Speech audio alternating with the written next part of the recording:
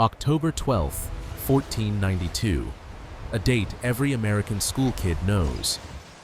We're taught that on this day, Christopher Columbus discovered the New World. We're told that when his ships reached these shores, there was nothing here, just endless forests, empty lands, and a few scattered tribes with no real history. But that isn't true. And today, we're going to break that illusion, because the land the world calls the New World was already ancient, already thriving, already alive. So let's turn the clock 500 years before Columbus, to a time when the United States didn't exist at all. The year is 1000 AD. In the north, in today's American Midwest, stood the Mississippian Empire, a powerhouse of cities larger than London or Paris at the same time. People here built massive earthen pyramids with their hands, monuments so large that even modern scientists still struggle to explain them. Move west to the deserts of Arizona and New Mexico, and you'd find the ancestral Puebloans carving multi-story stone cities straight out of the canyon walls. No wheels, no horses, no metal tools. Yet they built skyscraper-like structures in the middle of a deadly desert.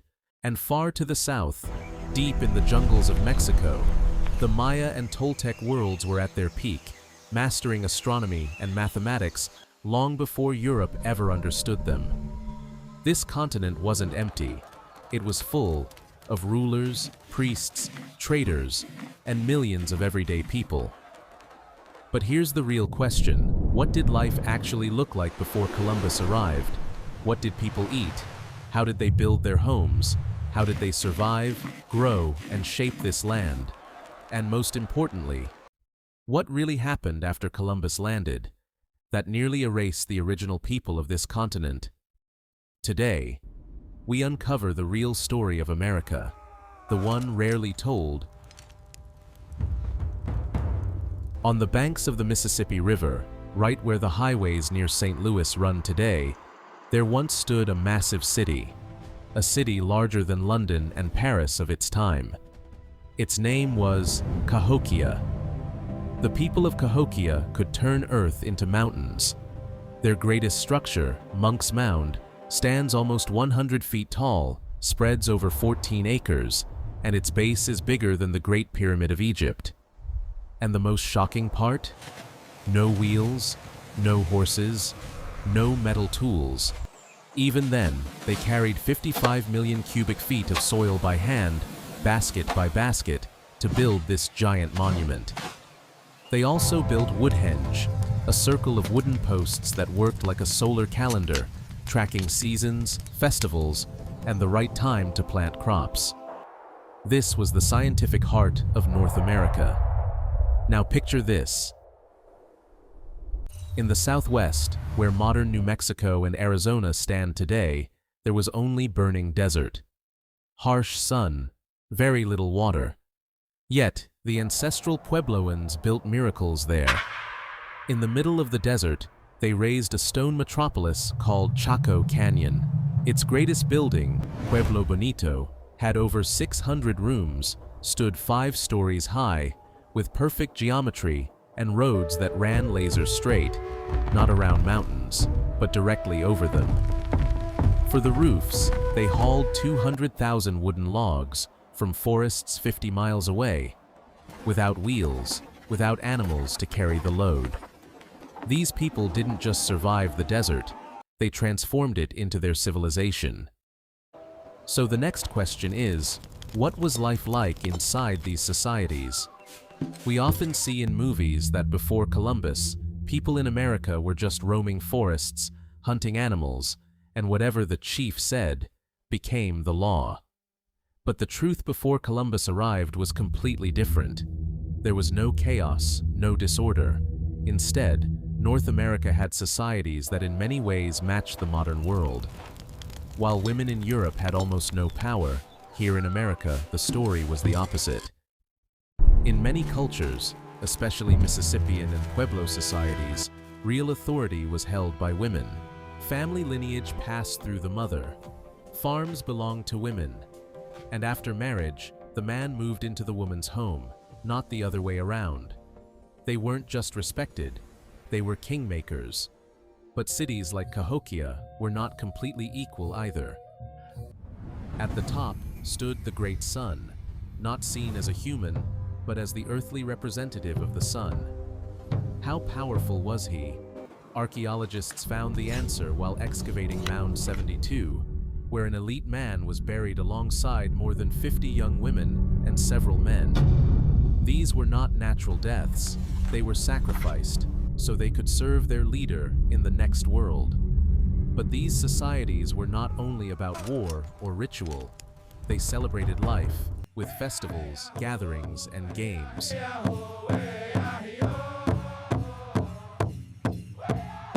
Their favorite game was chunky. Thousands gathered in an open field. A stone disc was rolled forward, fast and spinning. Players then threw their spears exactly where they predicted the stone would stop. This wasn't archery. It was a game of timing, precision, and courage. Historians say people in Cahokia often gambled so heavily on chunky that they bet their land, their homes, and sometimes even themselves. So how did these people live? And did they trade like the rest of the ancient world? Today, when you eat popcorn inside a movie theater, you're actually tasting a gift created by the ancient people of the Americas. Thousands of years ago, farmers discovered a humble wild grass. Farmers in Mexico took a wild grass called teosinte, and slowly, over generations of selection, they transformed it into one of the most powerful crops on Earth: corn. Today, we order anything from Amazon with one click, but in 1000 AD, America had its own Amazon Prime. The rivers, the Mississippi, Missouri, and Ohio. These rivers were their superhighways. Goods traveled for thousands of miles without wheels, without horses. Copper from the Great Lakes reached the shores of Florida. Bright, colorful macaws from Mexico were found deep in the deserts of Arizona. All of this happened through relay trade. One tribe passed goods to another, and the next tribe carried them further.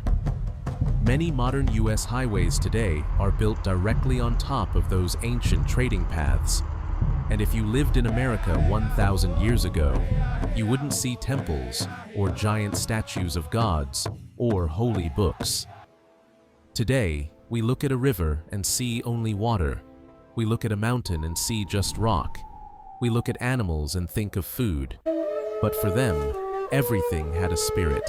The people of Cahokia believed the sun was a living god, reborn every morning. But now the biggest question is, what happened after 1492? How did the civilizations that built Monk's Mound, that raised five-story Pueblo Bonito, that ran trade networks across thousands of miles, suddenly disappear? What changed after Columbus arrived that millions of people slowly became just 2% of the population today? About 150 years before Europeans reached America, the climate began to shift. Scientists call it the Little Ice Age. Rainfall weakened. The Mississippi Valley began to dry. Corn, the foundation of life, started failing.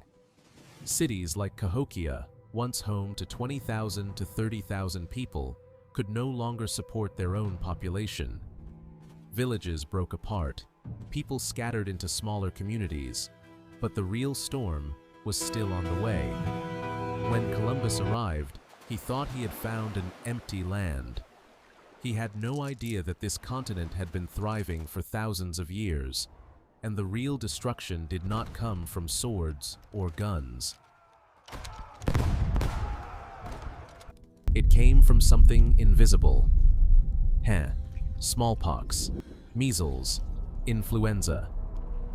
Europeans had lived with these diseases for centuries. Their bodies had immunity. But native peoples had never encountered these viruses before. And what followed is known to historians as the Great Dying. Within about 100 years of contact, 90% of Native Americans were gone.